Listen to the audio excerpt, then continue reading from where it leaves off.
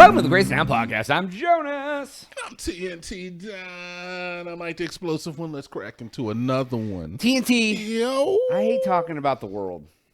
Do you? I mean, we talk about the world, but I hate talking about, like, the real world. True story, you know? I find, Jonas, that it is good to talk about the things that are happening in real life because it helps keep you grounded. It can give you new perspective. And listening to people talk about that can keep you grounded and give you new perspective. I am on the ground, dead, because of all the tariff talk going on. I feel like you're in the closet in the dark, not caring about any of it, not watching any news programming or listening to anything about it. I'm under the sheets watching Keith Olbermann. Are you? Is he still on TV? I'm pretty sure. Isn't that Fast Money guy? No, he used to be on Sports Center. Now he's not. He's like a right wing guy or something. I don't know. Okay. Anyways, I don't know who he is. You have not been able to do anything without hearing about the tariffs. My GD egg prices. We're in Texas, so it doesn't matter. We locally source our eggs at HEB. Thank you. Big facts. So basically, you know, the stock market has been like the crypto market all week, last couple weeks. Because we have a president who's like, I'm going to do something naughty. And then he's like, JK. Do something naughty. JK. The world is ending.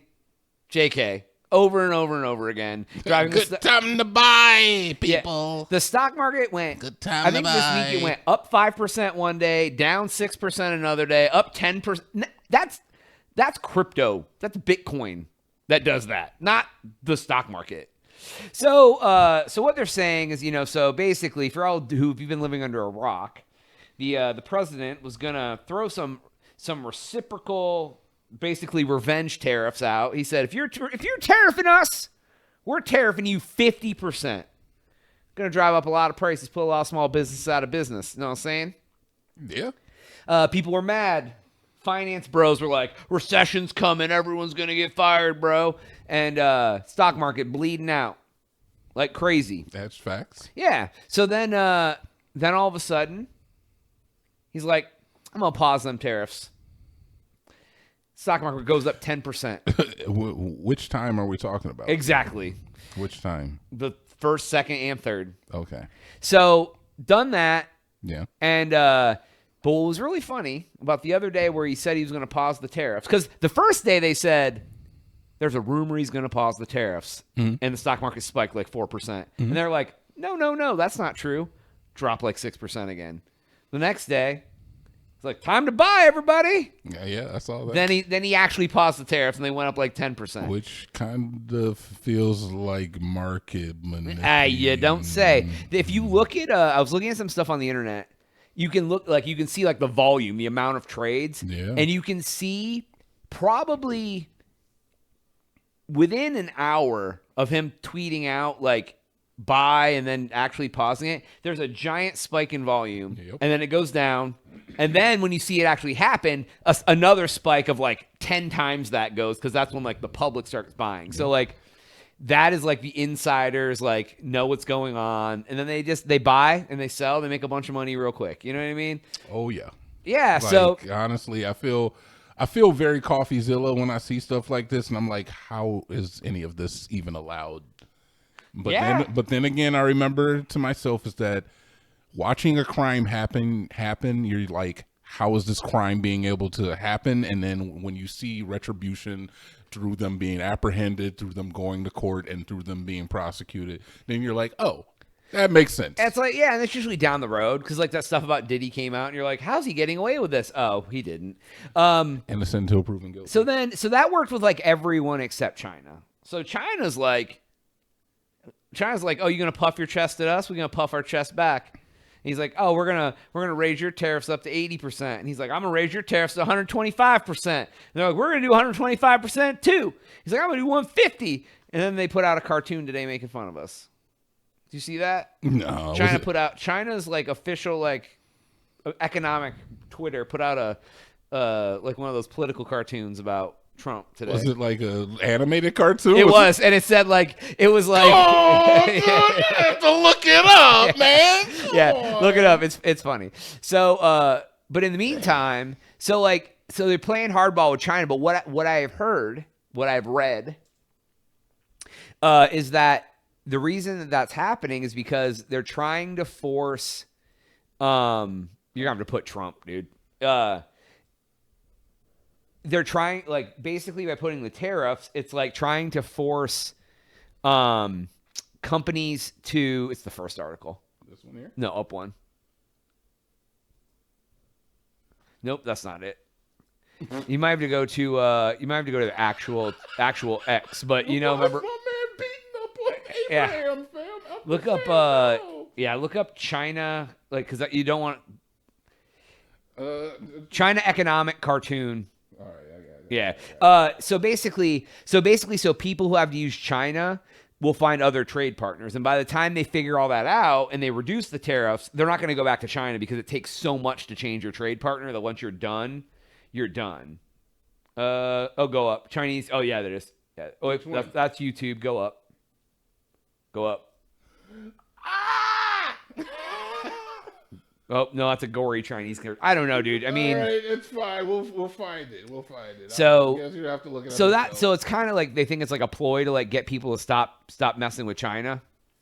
But also in crazy government news.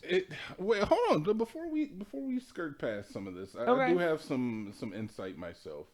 Okay. It seems to me when I look at what is going on is that the presidency is saying is that there's not enough people buying American stuff.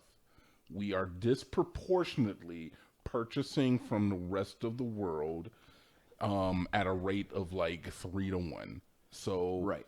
And they're already tariffing us. Yeah, exactly. Yeah. And so here's the thing. It's like the American dollar kind of rules the whole trade system. Pretty much everybody trades in dollars. Everybody trades in dollars. For the most part. And it's through a system that America has implemented itself by becoming the superpower that it has. All right? And we just can't refute that. Is that the American dollar is very, very strong. So it seems to me is like either the plan is to devalue the American dollar or try to force people from other countries to buy our Ford F-150s and our salmonella chicken and our freaking shitty beef.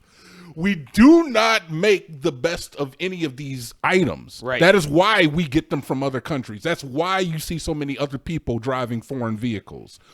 But what we do make here are weapons. Yeah. So if you want weapons, we need you to buy our weapons.